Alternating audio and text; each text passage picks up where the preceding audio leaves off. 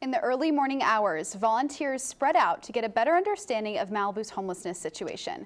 Joe Allgood is here with the details on the effort. Joe? That's right, Nora. Last week, the LA Homeless Services Authority conducted their annual census of people affected by homelessness. At 6 a.m. on Wednesday, volunteers from across Malibu came to assist in the annual count. I just want to thank you all once again for coming by this early. We do have coffee there. If you please help yourselves, we do have some snacks. The federal government requires that counts like these happen every 2 years across the country.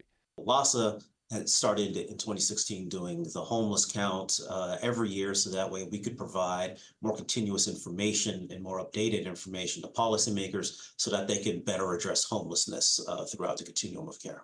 Malibu Public Safety Liaison Luis Flores says that the count is a crucial step in informing their homelessness outreach efforts. If we're seeing, increased decline in our homeless population, that means obviously our outreach efforts are working.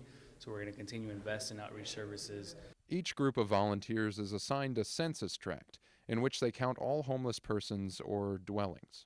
You're not taking mine, that's for sure. The data collected from those counts is then compiled and processed by LAHSA and their partners at USC, who then deliver it later this summer. It gives us an overall picture of homelessness in LA County. Many people in Malibu who are homeless live in their cars.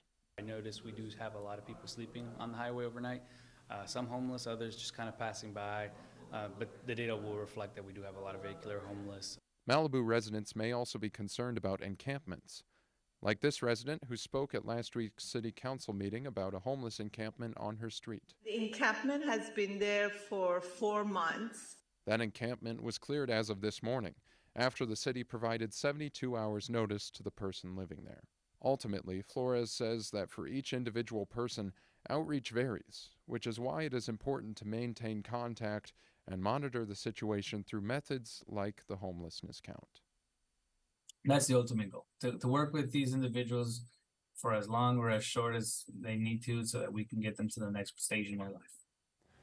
One of those outreach methods is partnering with the People Concerned, a group in Santa Monica that provides shelter to people suffering from homelessness.